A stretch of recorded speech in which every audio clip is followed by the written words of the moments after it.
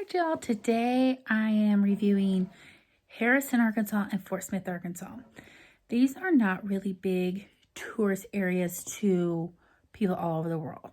Maybe to people in Arkansas or Missouri or Oklahoma, like they may come over here to do these things, but they're not really big areas to like what draw people to be like, oh, I would love to do that. Harrison has 2 or 3 caves, and I'll give you the prices of those. They are really cool, and I'll also show you pictures of those at the end of the video. And then at Fort Smith, there's some history things I will go over.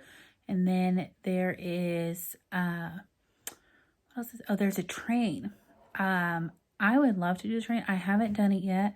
It's supposed to be like in the mountains, some beautiful scenery. I haven't had the chance to do it yet. It is a little pricier, $40 to $50. So that is something I still want to do, but I have been to Fort Smith to do the things that they have to offer. Fort Smith actually has a lot of free things to do. So this is one of them, the Fort Smith National Historic Site. There's a lot of history in this area, and this is kind of like a walking tour. The inside is free, and it takes you maybe about 30 minutes to an hour to go through it. Another free one, Fort Smith Museum of History. Takes about 30 minutes to an hour to go through it. The Clayton House. So apparently they are charging to go through it now. I didn't at the time. I was with my entire family, and my brothers were younger at the time, and they just really weren't interested in it. So I want to say on the website it said $5 to $7, which isn't bad, but up to you if you think it's worth it.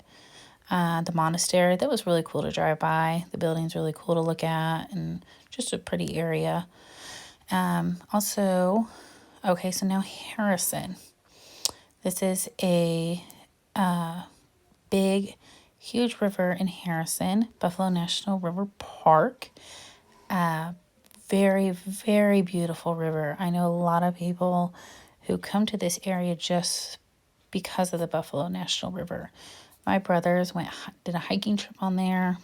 Very pretty. I personally have not been there yet. I'm not really a big lake person, so I'm sure it's really pretty, but I haven't been there personally. But the people that I have talked to that have been there have said it's gorgeous. Now the caves in Harrison. This is one of them, Hurricane River Cave.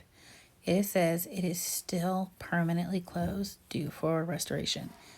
I went there 2 years ago and it was closed, so not sure really what they're doing. I don't know if things have happened to it, but that one is closed. The next one is Mystic Caverns. Definitely, as you can see, the prices for there are 2 caverns. For both of them, $20 per person, and then if you only wanted to do one, obviously $17 or $15. Honestly, obviously the $20 per person for both caverns is the way to go. They were beautiful. There's just something about a cave and its beauty. It's absolutely worth it. Absolutely worth the money. I want to say it took about 45 minutes for each tour. It was beautiful. I can't wait to show y'all photos at the end. One last thing to do in Fort Smith is the Parrot Island Water Park. Obviously, that is only open from May till the end of August during summer months. It is a lot of fun. I took the kid I nanny for last year there, and it has several big water slides, a big wave pool, and a lazy river, and then also another thing to do, which I can't think of the name of it, but it is $18 a person. Actually, I'm sorry, I took him this year because we had to do things a little differently. We obviously had to wear a mask going in, and then actually we had to put it in that we arrived and then we waited in our car until it was our turn to go in.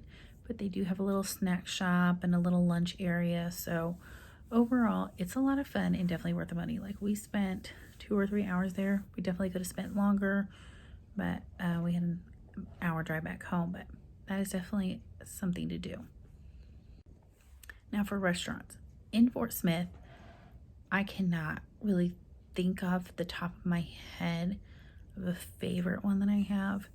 I remember eating at a Mexican restaurant there, but I don't remember the name. I don't really remember a whole lot about it. So sorry I can't be of help there. I didn't stay the night there. I only live an hour away from there, so I just did the attractions and then went back home. Harrison, I live about 2 hours away from there, so I didn't stay the night there either because there obviously were just those caverns to do and that was it. So hotels can't help you there. It is a smaller town. They have a few options, but don't really know what they're like. Food, I can name one good place, the Neighbor's Mill. Excellent, excellent food. Like salads, soups and sandwiches, that kind of menu. I highly recommend them. The link for them will be in below. A restaurant to avoid is Western Sizzlin'. But I'm gonna be honest with you, I don't think I've ever had a really good Western Sizzlin' meal. I know they're a buffet, but it was bad. It was really nasty. So that is my review for both of those little towns per se. I'm so excited for next week to show y'all the newest adventure I have been on, and I can't wait to share with you. So at the end of this video, there will be pictures of the caverns and of Fort Smith, excuse me. So I hope you enjoy those, and then after, make sure you subscribe and comment below.